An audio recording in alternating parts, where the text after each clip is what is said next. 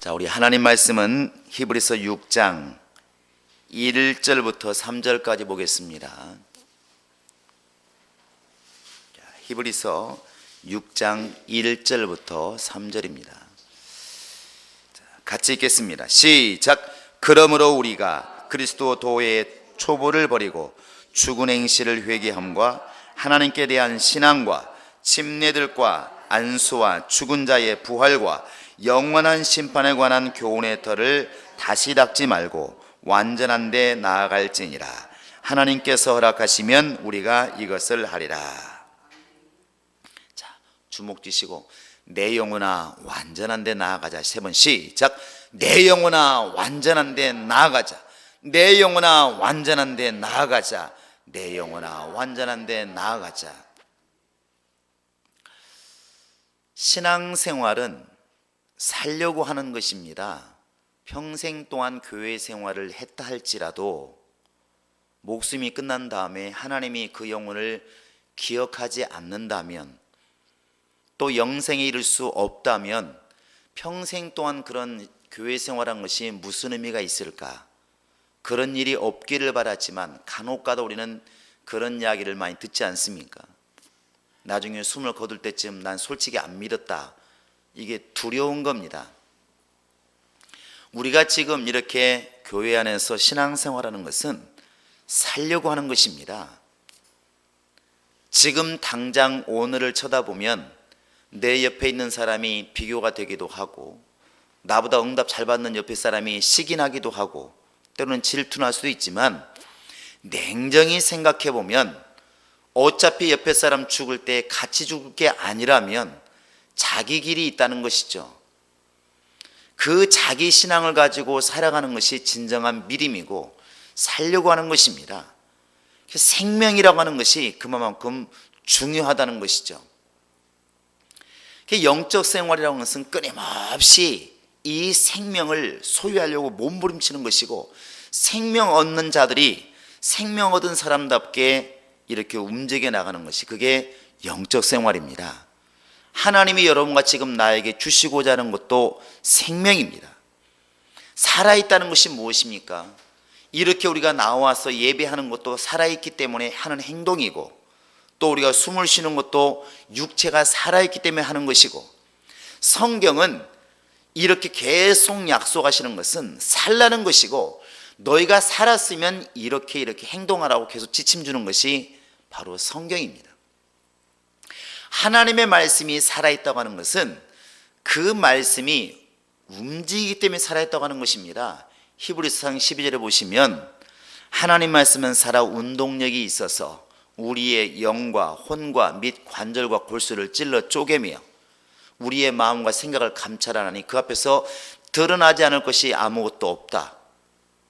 세상 사람들이 이렇게 말을 들을 때 이거 하나님 말씀이라면 말이 무슨 그런 능력이 있어 이렇게 말할지 모르겠지만, 하나님의 말씀이 사람의 영혼 속에 들어오면 죽은 영혼을 막 살리고 죄와 생명을 분리시키고 사람을 막 무릎 꿇어 회개시키고 사람을 완전히 변화시키는 능력이 있습니다. 그러니까 하나님 말씀이 있는 곳에 회개가 일어나는 것이고, 막 살려고 하는 의지가 일어나는 것이고, 절망했던 사람들이 하나님 말씀 듣는 순간에 막 다시 한번 살아봐야 되겠다고 외치는 거 아니겠습니까? 무엇이 이렇게 사람을 변화시켰는가? 말씀이 그렇게 사람을 변화시킨 겁니다. 그 사람을 변화시키는 그 능력이 어디서 왔느냐? 말씀에서 왔고, 말씀이 그렇게 사람을 변화시키기 때문에 하나님 말씀이 살아있다고 이렇게 말하는 것입니다. 그래서 우리는 그 말씀을 갖다 다른 말로 말하면 생명의 말씀 이렇게 말하는 것입니다. 말씀은 똑같은 말씀이지만 생명이 그 안에 담겨 있다는 것이죠. 그 생명 얻은 말씀을 사람들이 듣게 되면 생명을 얻게 되는 것이고, 생명 있는 말씀을 전하게 되면 바로 그게 전도가 되는 것이고, 생명 있는 말씀을 우리가 묵상하면 우리 속에서 우리 심령이 막 이렇게 살아난다는 것입니다. 말씀에 생명이 있다는 것이죠. 죽은 것은 움직이지 않습니다. 그러니까 사람들이 이렇게 뭔가 짐승이 있을 때 죽은 것처럼 보이면 뭐 합니까? 가서 제일 먼저 하는 게 뭐예요? 가서 건드려 보죠. 건드려 금방 압니다. 살아있는 것은 벌떡 일어나고 죽어있는 것은 꼼짝을 않습니다. 사망의 특징이 무엇이냐? 움직임이 없는 거예요. 생명의 특징이 무엇이냐? 움직이는 것입니다. 그러니까 우리가 벌써 이렇게 내 자신부터도 뭔가 움직이기 싫고, 밖에 나가기 싫고, 말하기 싫고, 자꾸 누워있고 싶고, 잠만 자고 싶고, 이러면 육신의 생명이 빈곤한 거예요. 청년들 보세요. 운동장 가보십시오. 그 아이들 하루 종일 공부하고 왔어도 농구장에 가보면 애들 막 정신없습니다. 어른은 추워가지고 막 잠바 입고 운동을 하는데 애들은 막 벗고 막 반팔 입고 막 농구를 합니다. 부럽잖아요. 우리도 그럴 때가 있었는데. 그러니까 육신의 생명이 왕성한 거죠. 영혼도 마찬가지라는 것입니다. 내가 충만한 것을 어떻게 할 수 있느냐? 무언가 막 하고 싶은 거죠. 기도도 하고 싶고, 예배하고 싶고, 전도하고 싶고, 막 찬양하고 싶고, 영적인 활동을 막 하고 싶은 사람은 충만한 게 맞은 거예요. 근데 옆에서 말합니다. 집사님은 너무 충만하신 분이라고. 그래요, 충만해요. 나는 시험 들지 않았으니까 충만해요. 하지만 왠지 예배 드리면 짜증나고, 찬양 드리면 짜증나고, 전도하면 짜증나고, 이것은 사람들이 볼 때 자기도 충만하다고 생각할지 모르겠지만 이미 빈약한 것입니다. 살아있는 것은 움직이게 되어 있어요. 건강한 것은 움직이게 되어 있습니다. 영적인 활동이 왕성하다고 하는 것은 영혼이 살아있다는 것입니다. 하나님이 우리에게 주시는 공급하시는 힘이라고 하는 것은 이 살아있어서 움직이게 만드는 이 생명을 우리에게 지금 공급한 것입니다. 내 영혼아 생명으로 충만하자. 시작. 내 영혼아 생명으로 충만하자. 내 영혼아 생명으로 충만하자. 이 생명의 특징이 뭐냐면 또 살아있기 때문에 성장해 간다는 것입니다. 지금 여러분 주변에 둘러보시면 얼마나 많은 꽃들이 피어 있는지 몰라요. 하나님께서 우리나라에 올해는 기쁨을 주시려고 딴 때는 차례차례 폈어요. 산수유가 폈대 조금 소식이 들립니다. 유채가 폈대 또 소식이 들려요. 한참 있었더니 벚꽃이 폈대, 산에 진달래가 폈대, 이렇게 소식이 들려왔어요. 조팝나무가 폈대. 순서가 있었는데 올해는 볼 거 없다, 한 방에 가자 그래가지고 웬만한 꽃은 다 폈습니다. 다 폈어요. 우리가 올겨울에 얼마 전까지도 춥다고 막 덜덜 떨고 다녔는데 그냥 어느 날 갑자기 꽃이 싹 폈습니다. 무슨 힘이 그렇게 꽃을 피웠을까? 무슨 힘이 막 그 언 땅을 뚫고 나오게 만들었을까? 그게 생명이라는 것이죠. 그러면서 막 쫙쫙쫙 자타릅니다. 이 새벽기도 계속 제가 걸으면서 보니까 이 감나무가 있습니다. 감나무가 좀 늦게 피는 것입니다. 잎이.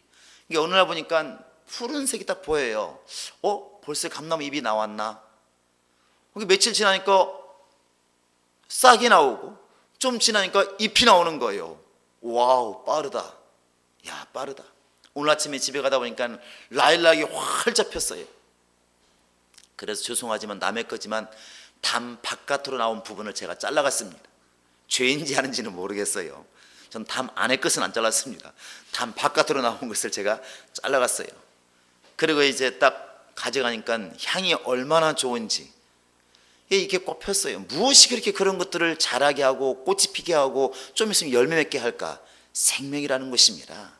그 안에 인간의 눈에 안 보이는 생명이 있으니까 그 언 땅에서 막 물을 쫙쫙 뽑아 올리고 줄기로만 밀어 올리고, 저 미국에 가면 거의 100m 가까이 이르는 큰 나무가 있습니다. 메타스콰이어. 그런 100m 올라가고 위에까지 막 물을 막 뽑아 올리는 것입니다. 무슨 힘이, 펌프가 있는 것도 아니지 않습니까? 생명의 능력이라는 것이죠. 마른 나무, 죽은 나무는 절대로 물을 뽑아 올리지 못합니다. 살아있으니까 성장하는 것입니다. 잎을 틔우고 꽃을 내고 열매 맺고 계속 성장하는 거예요. 우리의 신앙은 지금 어떻습니까? 오늘 지금 바울이 답답한 게 뭐냐면 그 앞절과 이어져 있는 말씀인데 5장 12절부터 보시면 내가 멜기세덱에서 말하고 싶은데 너희에게 말을 해봤자 못 알아들을 것 같다는 것이죠. 신앙이 좀 신앙생활이 오래되었으면 거기에 걸맞게 신앙 깊이도 깊어야 되고, 무언가 심은 지 1년 된 나무와 5년 된 나무가 키가 다르듯이 열매 맺는 것도 다르듯이 뭔가 신앙생활 연수가 다르면 달라야 되는데 아직도 젖이나 먹고 단단한 식물을 못 먹는 어린아이와 같이 되어 있도다. 이게 어쩐 일이냐? 이건 아니라는 것이죠. 하나님의 생명이 그 속에 있는데 어떻게 성장하지 않고 그들이 있을 수가 있느냐? 말이 안 된다는 것입니다. 책망이 바로 그것입니다. 우리 인간의 눈으로 볼 때 사람의 신앙이 안 보이지만 주님은 지금 보고 있다는 것이죠. 그래서 어떤 사람 심령 속에 말씀이 심어집니다. 생명의 씨앗이 심겨지면 먼저 회개부터 일어나겠죠. 회개하면서 드디어 하나님을 찾기 시작하고 어느 순간 귀가 열려서 하나님 말씀을 듣기 시작합니다. 하나님 말씀을 들으면서 옛 습관들, 그 구습을 쫓는 옛사람을 갖다가 벗어보려고 얼마나 노력하겠습니까? 그러면서 1년, 5년, 10년 지나면서 점점 더 예수의 모습이 그 속에 나타나기 시작한다는 것이죠. 이게 정상인데 어찌된 일인지 5년 지나도 10년 지나도 아무런 변화가 없다. 그러면 그 속에 지금 심겨진 생명의 씨앗은 도대체 무슨 일을 하고 있냐는 것이죠. 예수님이 이런 말씀하십니다. 등불을 켜서 말 아래나 이렇게 두는 사람이 어디 있느냐? 불을 켰으면 높은 데 두어야 잘 보이지 말로 덮어두는 사람이 어디 있느냐? 그건 말이 안 되지 않느냐? 어떻게 생명이 우리 속에 들어와 있는데, 생명의 말씀이 들어와 있는데, 예수라는 그 이름이 들어와 있는데, 천지를 명하신 그 말씀이 내 속에 들어와 있는데 어떻게 신앙이 성장하지 않을 수가 있는가? 그러면서 어떻게 안식을 누린다고 평안을 누린다고 말할 수 있을까? 신앙은 성장해야 옳다는 것입니다. 정말 내 속에 들어온 이 말씀이 생명의 말씀이라면 신앙은 성장해 가는 것이 맞다는 것이죠. 그래서 우리가 제일 예수 믿는 사람들 속에서 이렇게 안 좋은 게 뭐냐면 10년 지나도 변함이 없네요, 이 말입니다. 이건 물론 두 가지 뜻이 있어요. 참 계속 그렇게 하나님께 봉사를 잘하고 쓰임받고 있으니까 너무 부럽잖아요. 그런 사람 보면 야, 10년 전에 저렇게 열심히 하더니 10년 뒤도 저렇게 열심히 한다니까 야, 진짜 집사님 변함이 없네요. 말투를 들어보면 압니다. 집사님 정말 변함이 없어요. 이건 좋은 말이에요. 근데 반대쪽도 있어요. 옛날에 10년 전에 이사 가기 전에 겪은 게 있지 않습니까? 너무나 속을 새겨. 그 사람 구역장 1년 맡은 것이 다른 데가 10년 동안 직분 맡은 것보다 더 힘들었어. 그런 사람이 있대요, 옆에 교회에. 그러니까 너무 힘든 거예요. 도대체 저런 사람이 다 있나? 어떻게 저렇게 자기만 생각하고 자기만 위하고 욕심꾸러기 교회 와서도 어떻게 저렇게 세상 사람처럼 똑같이 살까? 저렇게 변화가 안 될까? 그렇게 해서 자기가 이사 갈 일이 생겨서 이제 이사 갔는데 10년 뒤에 다시 이사 와서 그 사람 만났는데 똑같은 거예요. 그러면 그렇게 말합니다. 다른 사람한테 말하겠죠. 그 사람한테 말하면 시험 드니까 어떻게 그 김 집사는 똑같아요. 10년 전이나 10년이나 똑같아요. 야, 대단한 사람이네. 이건 좋은 쪽이 아닙니다. 이건 이제 바울이 오늘 말하는 거와 똑같은 거예요. 너희가 시간이 오래 지났으니까 뭔가 달라져야 되는데 달라진 게 없더라. 이건 심각한 겁니다. 주님이 역사하지를 못한다는 것이죠. 주님이 그 속에 들어와서 아무런 일도 할 수가 없었다는 것입니다. 왜? 자기가 내어주지를 않으니까. 옥토가 되어야 씨가 뿌려졌을 때 싹이 나고 열매가 맺는데 심령이 자갈밭이니 무슨 열매가 있겠는가? 무슨 성장이 있겠는가? 마음이 그렇게 욕심꾸러기인데 하나님께서 어떻게 그를 쓸 수가 있겠는가? 어떻게 거기다 말씀을 심어서 무슨 열매를 거둘 수가 있겠는가? 책망하는 것이죠. 여러분과 지금 내가 원하는 것은 신앙생활하면서 정말 예수님이 말씀하신 것처럼 너희에게 평강이 있을지어다, 이 말씀이 이루어지기를 원하잖아요. 다 이루어진 모양입니다. 이루어지기를 원하잖아요. 대답 좀 크게 하면 좋겠어요. 100명 있는 것처럼. 자, 여러분 그렇게 되기를 원하십니까? 예수님 평강을 빌으라고 해서 빌어볼까요? 여러분에게 예수 믿는 평강이 있기를 바랍니다. 복 있기를 바랍니다. 주의 능력 임하기를 바랍니다. 그렇게 되려면 어떻게 해야 되냐면 주님 만나셔야 됩니다. 이렇게 말하면 그러잖아요. 내가 무슨 주님 안 만났나? 만났으니까 여기 있지. 그러나 만나는 강도가 달라요.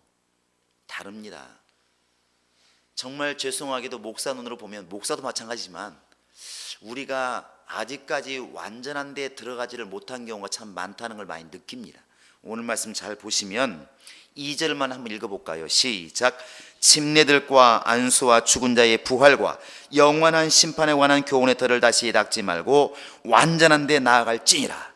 완전한 데 무엇이겠습니까? 다른 말로 말하면 불완전한, 무언가 부족한 그런 것들을 다 떨쳐버리고 완벽하게 그런 곳으로 들어가라는 것이죠.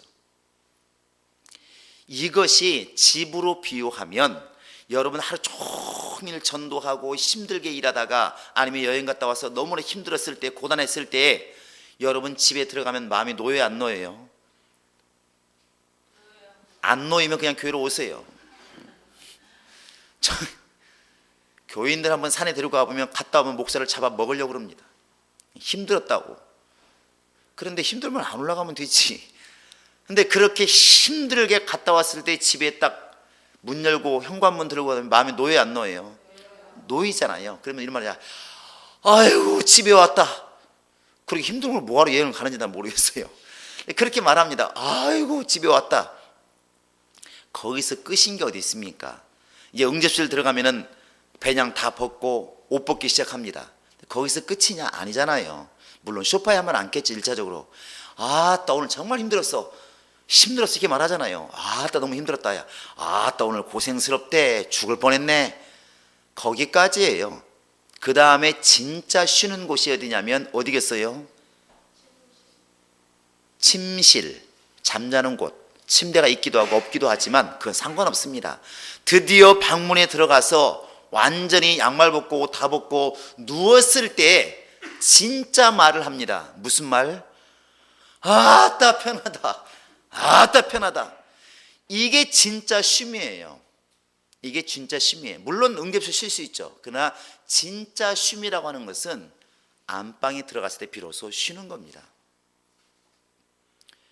바로 성경에 보면 그런 단계를 말하고 있지 않습니까? 성막이나 솔로몬이 지었던 성전이나 구별이 있습니다. 먼저 뜰이 있고 성소가 있고 지성소가 있어요. 그런데 사람들은 뜰에 들어갈 때는 두려움으로 들어갑니다. 성전에 들어갈 때는 일단 문에 들어갈 때 겁나잖아요. 거기는 아무나 들어가면 죽으니까 두려움으로 들어갑니다. 뜰에 있는 사람은 두려울 수밖에 없는 것이죠. 이 뜰에 들어가 있어도 나름대로 자기는 성전에 들어가 있다고 생각할 수가 있다는 것이죠. 틀린 말도 아닙니다. 성전에 들어온 게 맞아요. 뜰도 성전이니까. 그런데 거기에서는 자기 죄나 돌아볼 뿐이지 더 이상 할 게 없다는 것이죠. 거기서 조금 신앙이 성장하면 어디까지 가냐면 성소까지 갑니다. 성소는 뭐 하는 곳이냐면 한마디로 말하면 섬기는 곳이에요. 아침 저녁으로 떡을 드리고 그다음에 촛불을 관리하고 향을 피워서 이렇게 하나님께 드리고 하는 곳이, 한마디로 말하면 섬기는 곳입니다. 근데 오늘날 우리의 신앙이 여기까지 이르러서 멈춘 사람이 너무 많다는 것이죠. 내가 예수 믿고 내 죄를 돌아보는 것도 잘하고 있어요. 그리고 열심히 섬깁니다. 11조도 열심히 드리고 감사헌금도 하고 때로는 목사님 양복도 해드리고 고개 숙이지 마세요. 괜찮습니다. 섬기는 거 열심히 해요. 교회도 열심히 섬기고 교회에서 필요한 거 채우기도 하고. 그런데 여기까지도 멈춘 경우가 너무 많다는 것이죠. 그래가지고 그것이 자기에게 의가 되고 그것이 자기에게 믿음이 되는 거예요. 잘하고 있으니까. 누가 보도 신앙생활 잘하고 있으니까. 얼마나 열심히 합니까? 목사님을 위해서 열심히 기도하고 교인을 위해서 열심히 기도하고 신방 열심히 하고 전도 열심히 하고 열심히 헌금하고 잘못된 게 뭐 있나요? 그게 자기 나름도 굉장히 흡족해요. 남들이 볼 때도 정말 집사님이 신앙생활 열심히 한다고 칭찬해 주고 흠잡을 데가 없습니다.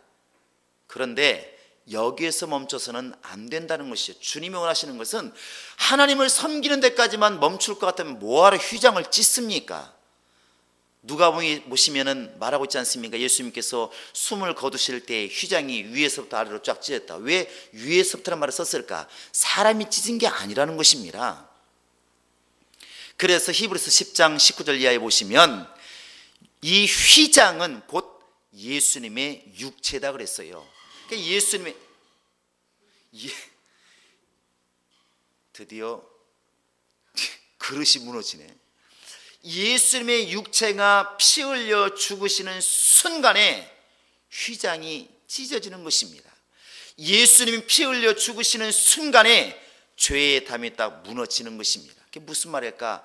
하나님을 섬기던 휘장이 있어가지고 밖에서만 하나님을 섬기던 사람들이 이제는 그 안을 볼 수가 있고 들어갈 수 있는 길이 열린 겁니다. 그래서 새롭고 산 길이라는 말을 쓰는 것입니다. 바로 그 안에 왜 중요하냐? 휘장이 가로막혀 있는 지성소와 성소가 왜 중요하냐? 지성소 안에는 하나님이 계시는 곳입니다. 성소가 하나님을 섬기는 곳이라면 지성소는 하나님을 만나는 곳이에요. 하나님과 하나 되는 곳입니다. 할렐루야. 우리의 신앙이 그렇게 헌금을 열심히 하는데, 그렇게 기도를 열심히 하는데, 그렇게 전도를 열심히 하는데, 그렇게 예배를 열심히 하는데 뭔가 모르게 마음속에 불안함이 있고 뭔가 충족되지 못하는 갈급함이 있다 하는 것은 아직까지 내 신앙이 성소에 머물러 있다는 것입니다. 사람들은 여기까지 안 보이는 것이죠. 누군가가 이렇게 신앙생활 겉으로 볼 때 나름대로 신앙생활 잘하는 걸 보면, 주일을 정말 잘 지키고 예배 잘 드리고 11조 잘하고 열심히 하는 거 보면 누가 보아도 신앙생활 잘하는 거잖아요. 근데 정작 그 사람이 심리 속에 들어가 보면, 마음 속에 들어가 보면 뭔가 갈급함이 있다는 것입니다. 괴로움이 있다는 것이죠. 왜 그럴까? 아직까지 지성소에 들어가서 정말 시은조 앞에까지 이르르지를 못했다는 것입니다. 하나님과 내가 하나 되는 거기까지 이르르지를 못했다는 것입니다. 정성을 다해서 하나님을 섬기는 까지는 잘했는데 완전히 주님을 내 안에 모시고 내가 주님 앞에 들어가 버려서 주님과 내가 하나 되는 데까지 이르르지를 못했다는 것이죠. 여기까지 가야 완전하다 볼 수가 있는 것입니다. 그래서 성전으로 말하면 뜰도 아니고 성소도 아니고 지성소까지 들어가서 하나님과 온전히 하나가 되라는 것이죠. 성경도 그렇게 나와 있지 않습니까? 맨 처음 창세기 1장부터 율법이 나와 있는 게 아닙니다. 인간의 존재를 말씀하고 계시고 그 인간의 존재에게 영이 있음을 알려주시고 그 영이 살 길을 갖다가 율법을 주어서 알려주잖아요. 율법이 뭡니까? 하나님이 섬기는 법 아니겠습니까? 우리 이미 알고 있는 것처럼 율례와 법도인데, 율례가 무엇입니까? 우리 인간사에서 벌어진 일들을 갖다가 기록한 것이 율례고, 법도라고 하는 것은 성전 안에서 하나님을 섬기는 법을 기록한 게 법도예요. 하나님을 섬기는 법, 그게 바로 율법이라는 것입니다. 네가 하나님의 사람이라면 행동거지 조심하고 하나님을 이렇게 섬겨라, 그게 바로 율법입니다. 그래서 뭐 어쩌라고, 율법을 지키긴 지키지만 율법을 지키는 사람들의 마음이 평강이 없습니다. 평안함이 없어요. 최선을 다해서 안식일을 지키고 그들이 유월절을 지키고 나름대로 11조를 최선을 다해 드리고 있지만 정말 그들의 영혼 속에는 참 평안이 없더라는 것이죠. 그래서 우리가 율법적으로 신앙생활 하지 마십시오 자꾸 말하는 것은 그 율법의 단계를 넘어서서 진리의 단계까지 넘어가라는 것입니다. 자꾸만 진리 그러니까 여러분 말씀만 생각하시면 안 됩니다.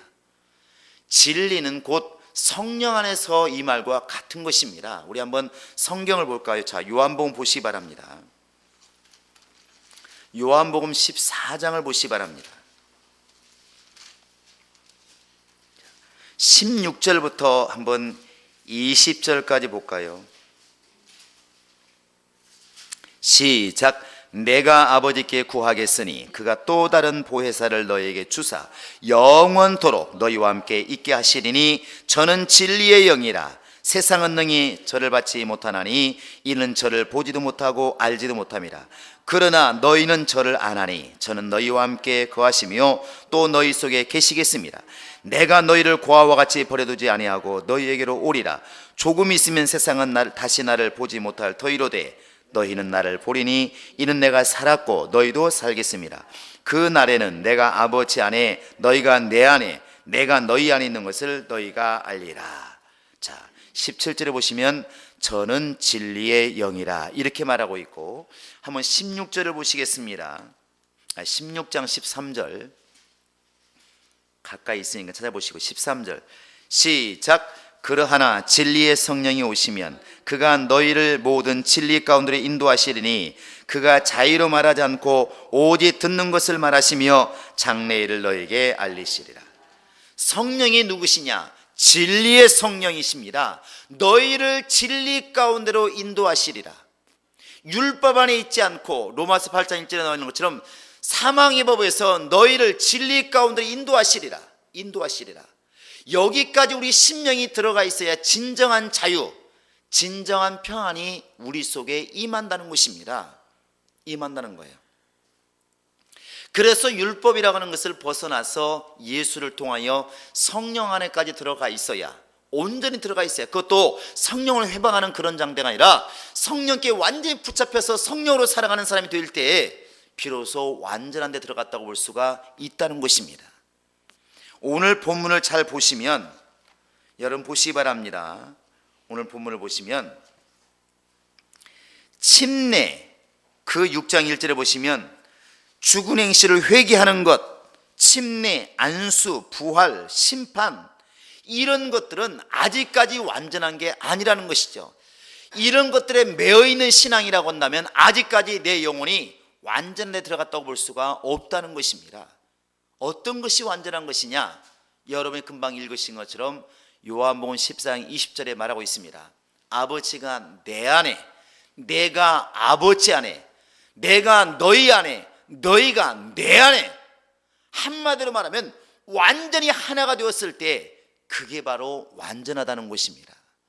영적 생활이 이렇게 되어야 진정한 기쁨, 진정한 충만함이 있는 것이지, 이게 안 되면 자꾸만 섬기는 것 자체로 만족하려고 그러니까 괴리감이 생긴다는 것입니다. 이렇게 열심히 하는데 왜 이렇게 기쁨이 없을까? 이렇게 열심히 하는데 왜 이렇게 평안함이 없을까? 이런 괴리감이 자꾸 이렇게 생기는 것입니다. 눈에 보이는 것은 절대로 완전할 수가 없습니다. 그래서 우리가 날마다 회개하는 게 무엇입니까? 성령으로 내가 살게 해달라고 기도하는 것입니다. 내가 행동하기 때문에 성령이 도와달라는 것이 아니라 성령이 애당초에 원하는 것들을 할 수 있도록, 성령이 시키신 일을 할 수 있도록, 성령이 명령하시는 것을 순종할 수 있도록 나를 쳐서 굴복시킬 수 있는 그런 영적인 충만함이 있게 해달라고 기도하는 것이 옳은 기도 아니겠습니까? 완전한 데 나아가는 것은 바로 그것입니다. 이렇게 되어야 억울함도 없고 괴로움도 없고 시기와 질투도 없다는 것이죠. 성경은 능히 말하고 있습니다. 베드로에게 말하지 않습니까? 베드로에게 주님께서 말씀하십니다. 너 지금까지 잘 살아왔는데 조금 지나면 사람들이 너를 원치 않는 곳으로 끌어가리라. 이 말은 우리도 못 알아듣잖아요. 그러니까 해석이 나와 있지 않습니까? 어떠한 죽음으로 죽을 것을 말씀하심이라라. 여러분 아무리 주님이라도 여러분 옆에 서가지고 이런 말 하시면 어떻겠습니까? 목사가 신방 와가지고 어느 날 신방 와서 그렇게 말합니다. 집사님 지금까지 참 편하게 사셨습니다. 아마 다음 달이면 집사님이 원치 않는 순교를 당할 것입니다. 이런 말하면 이야 드디어 응답받았습니다. 목사님 감사합니다. 신방 성공했습니다. 이렇게 말할 사람이 얼마나 있을까? 근데 베드로가 그런 말을 들으니까 뭐 순교한다는 게 나쁜 건 아니니까, 그런데 둘러보니까 혼자도 죽기는 아쉽더라. 그래서 묻지 않습니까? 주여 나 죽는 건 그러다 치고 예수의 품에 지금 안겨있는 저 요한은 어떻게 되겠습니까? 그 예수님께서 요한도 같이 죽을 거야. 그랬으면 베드로도 할렐루야 했을 거예요. 그런데 예수님께서는 그게 아닙니다. 내가 다시 올 때까지 그를 남겨둔다 할지라도 또는 무슨 상관이 있느냐? 너 죽을 때 되면 너 혼자 죽어라. 이거 아니겠습니까? 근데 사람은 거기에서 미묘한 비교가 있어요. 미묘한 비교. 내가 죽는다. 그러면 할렐루야. 나의 갈 길이 그것이면 죽으면 되는데, 희한하게도 다른 사람 물어보는 것입니다. 다른 사람은. 헌신할 때도 마찬가지 않습니까? 집사님 이것 좀 하세요. 그럼 또 물어봅니다. 박 집사님 얼마 있어요? 아니 그 사람이 하든 말든 무슨 상관 있냐고. 온 교인이 하든 말든 무슨 상관 있냐고. 내가 주님과의 나와의 관계인데. 그래야 안 그래요? 더 냉정하게 얘기해 볼까요? 이것은 그냥 보편적이니까 쉽게 아멘하는데 우리도 싸울 때가 있습니다. 그래야 안 그래요? 여기는 신령 한 번만 있어서 싸울 일이 없어서 감사합니다. 근데 많이 싸웁니다. 기독교인들도 많이 싸워요. 목사들도 많이 싸우고, 목사와 목사끼리도 싸우고 싸웁니다. 싸우는데 목사가 가끔가다 중재할 때가 있어요. 목사도 사람이기 때문에 김 집사 박 집사 싸우면 박 집사 조금 잘못한 것 같은데 이런 마음이 들어가지만 말 못합니다. 왜 그럴 것 같습니까? 그거 중재한다고 박 집사 시험 들게 할 수는 없는 거잖아요. 그게 목사 입에서 나오서는 항상 똑같은 말입니다. 주님께 용서받았으니까 용서 좀 하세요. 또 저쪽 가서 마찬가지죠. 집사님 먼저 용서하면 안 되겠습니까? 우리 주기도 맨날 하잖아요. 내가 내게 죄 지은 자를 용서하신 것 같이 나를 용서해 주시고 이 기도 하잖아요. 용서하세요. 이렇게 말합니다. 근데 그때 주님과 완전히 하나 된 사람, 정말 예수님이 내 안에 계시고 내가 예수 안에 있는 사람들은 금방 깨닫지 않습니까? 맞습니다. 내가 그 소원에 속았습니다. 정말 내가 잘못했습니다. 하나님 죄송합니다. 그리고 바로 무릎 꿇습니다. 그 사람이 용서를 하든 말든 펄펄 뛰든 하든 상관없어요. 그 사람이 나를 용서하지 않는다는 말을 들어도 내 죄라고 금방 뉘우칩니다. 근데 희한하게도 사람들은 비교를 하기 때문에 그렇게 말하잖아요. 그 사람 뭐래요? 그 사람 뭐래요? 근데 냉정히 생각해보면 그 사람 뭐라고 하는 게 무슨 상관이 있습니까? 그 사람이 나와 싸운 사람이 나를 용서하든 말든 나는 지금 누구와 함께 있어요? 예수와 함께 하고 있잖아요. 예수가 누구십니까? 70번에 7번이나 용서라 말씀하고 있잖아요. 또 나를 네가 죽을 죄를 지어도 내가 너를 위해서 기도하고 있자고 말하지 않습니까? 우리가 죄를 지을지라도 우리를 위한 대언자가 있으니 그가 밤낮 우리를 간과하심이라 요한일서 2장이 말하고 있지 않습니까? 그러니까 지금 내 안에서 끊임없이 나를 용서하시고 나를 사랑하시고 나와 함께 하시는 정말 그분이 계시는데 희한하게도 왜 그럼 내가 그분의 음성을 듣고 주님 죄송합니다. 내가 주님을 기억하지 못했으면 그 순간에 빨리 무릎 꿇으면 충만한 사람인데 왜 묻잔생 목사에게 목사님 그 사람 뭐래요? 그 사람 뭐라 하든 말든 무슨 상관이 있습니까? 이게 무엇이냐면 아직까지 내가 예수와 온전히 하나됨을 이루지 못하고 있다는 증거입니다. 주님이 원하시는 것은 내 속에서 우러나오고 있는 충만한 역사가 있기를 원하는 것입니다. 할렐루야. 그래서 요한복음 7장에 뭘 말하고 있습니까? 나를 믿는 자는 그 배에서 생수의 강이 넘쳐나리라. 밖에서 넘쳐나는 게 아니라 속에서만 넘쳐난다는 것이죠. 그 생수가 무엇이냐? 성령이라는 것이죠. 성령에서만 속에서만 터져나온다는 것입니다. 밖에서 목사가 용서라니까 용서하고 체면 때문에 용서하고 그게 무슨 용서겠습니까? 그게 무슨 예수 믿는 사람이겠습니까? 그 지성소에 들어가면 밖에서 용서하는 게 아니라 주님의 용서가 있으므로 평안할 수밖에 없는 것입니다. 진정한 용서는 지성소에부터 시작되는 거 아니겠습니까? 하나님이 계시는 그곳에서 거기서부터 바로 주님이 함께할 때만이 진정한 용서가 나오는 것이고 주님과 함께할 때 비로소 생명의 역사가 있게 되는 것입니다. 아직도 우리가 겉모양 침례가 무엇이며 부활이 무엇이며 이런 것에 매여 있다고 한다면 우리는 아직 온전한 데 나간 사람이 아니라는 것이죠. 여러분 자신을 돌아보시기 바랍니다. 성령으로 이끌려서 성령 충만한 사람이 봉사할 때 진정한 봉사가 되는 것이지 외적으로 굉장히 신앙생활 잘하는 것처럼 보이는데 속이 지금 문들어 썩고 있다고 한다면 이것이 무슨 온전한 봉사가 될 수가 있겠냐는 것입니다. 물질로 얘기해 볼까요? 속에서부터 우러나오는 감사의 예물을 주께서 기뻐하는 것이지 옆에서 드리라고 그러니까 드릴 수밖에 없는 환경이 되어서 체면 때문에 드리는 헌금이 과연 하나님께 상달할 수가 있겠냐는 것입니다. 그게 진정한 헌금이 될 수가 있겠냐는 것입니다. 하나님이 원하시는 것은 세상 사람들이 어떻게 말을 할지라도 세상 사람과 어떤 환경이 있을지라도 내 속에서는 기쁨이 넘쳐나고 평강이 넘쳐나고 은혜가 넘쳐나는 그런 영적 생활을 지금 주님이 우리에게 원하시는 것입니다. 여러분 이것을 주의 음성으로 들으시고 정말 완전한 데 나아가는 그런 믿음이 있기를 바랍니다. 성전에 들어섰으면 휘장을 아예 찢어 놓으셨으니 주님이 길을 열어놓으셨으니 지성소까지 아예 쉬지 않고 들어가셔야 됩니다. 그게 믿음이고 성경으로 들어섰으면 율법에서 머물지 마시고 정성에서 머물지 마시고 예수를 지나가서 아예 성령까지 들어가야만이 온전한 사람이라 볼 수가 있다는 것이죠. 진리가 무엇입니까? 자유 아닙니까? 주의 영이 있는 곳에는 자유함이 있느니라. 자유함이 있느니라. 이 자유는 몸이 자유하다는 게 아닙니다. 체면과 모든 것에서 우리가 자유할 수 있다는 것이죠. 바울이 고백합니다. 내가 풍부에 처할 줄도 알고 궁핍에 처할 줄도 알고 내가 예수 안에서 하나님 안에서 완전한 비결을 배웠노라. 할렐루야. 예수와 함께하는 사람이 부자인들 가난한들 무슨 상관이 있으며 건강한들 아픈들 무슨 상관이 있으며 내가 힘이 들들 안 들들 무슨 상관이 있겠습니까? 내 안에 주님이 계시는데 여기까지 신앙이 이르러야만이 진정한 신앙이라 볼 수가 있는 것입니다. 우리의 신앙이 그렇게 될 수 있기를 예수의 이름으로 축원합니다. 남이 조금 칭찬하니까 기뻐서 확 펴지고 누가 조금 싫은 소리 하니까 펠라 삐딱해가지고 이 비축거리고 그게 무슨 내적에서 일어나는 신앙이겠습니까?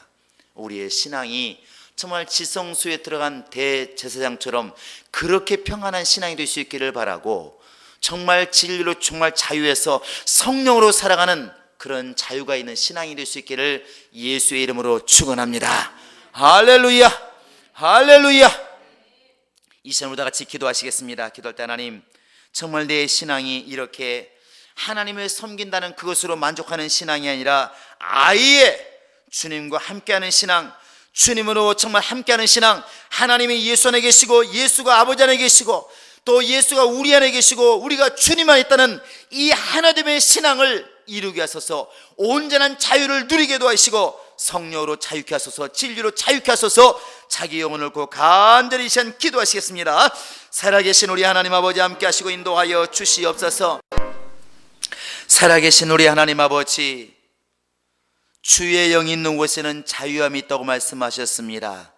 우리가 영적 생활한다 하면서도 마음에 억압받는 것들, 또 생각에서 고민하는 것들, 환경에 매여 있는 것들, 병 때문에 매여 있는 것들, 이 모든 것들을 벗어날 만큼 우리 영혼이 충만하기를 원합니다. 주의 영이 있는 곳에 자유함이 있다 말씀해 주었으니 성령이 내 안에 거하심으로 내 영혼이 정말 사망의 노예에서 자유하게 도와주시고 육체가 병에서 놓여 건강하게 도와주시고 우리의 삶의 가난에서 놓여 부유할 수 있도록 하나님이 함께 하시고 인도하여 주시옵소서. 우리 행복한 교회가 이렇게 하나님이 함께 하시는 자유로 충만한 교회가 되게 도와주시고 우리 행복한 교회 가정들이 이렇게 영적으로 자유한 가정들 되게 도와주시고 우리 성도들의 모든 환경이 이렇게 예수의 영으로 말미암아 자유할 수 있도록 하나님이 함께 하시고 인도하여 주시옵소서. 어차피 성전에 들어섰으면 거기서 머물르지 않게 도와주시고 성소에 나가게 도와주시고 성소에서 머물르지 않고 주님이 계시는 그 지성소에 들어가서 주님과 하나됨을 이루어 나갈 수 있도록 우리 아버지 하나님이 함께 하시고 인도하여 주시옵소서. 믿는 사람으로서 할 일을 다 했다고 우리가 만족하는 자들이 아니라 정말 보이지 않는 주님과 하나가 되어서 내가 주님 안에 있음을, 주님이 내 안에 있음을 내가 알고 항상 영혼이 충만할 수도 도와주시며 날마다 성령의 음성을 듣고 성령을 따라 살아가는 우리 모두가 될 수 있도록 하나님이 함께 하시고 인도하여 주시옵소서. 사람 바라보지 않게 도와주시고 환경 바라보지 않게 도와주시고 사람에게서 기쁨을 취하지 않게 도와주시고 오직 하나님을 기쁘시게 하는 하나님의 일꾼들 될 수 있도록 도와주시옵소서. 감사하고 예수님의 이름으로 기도합니다. 아멘. 이제는 우리 구주 예수 그리스도의 은혜와 하나님 아버지의 극진하신 사랑과 성령의 인도하심이 이제 그리스도의 모든 초보를 다 버리고 성령과 함께하고 예수와 함께하는 그 완전한 데 나아가기로 작정한 모든 심령들 머리 위에 이제로부터 영원토록 함께 있을지어다. 아멘.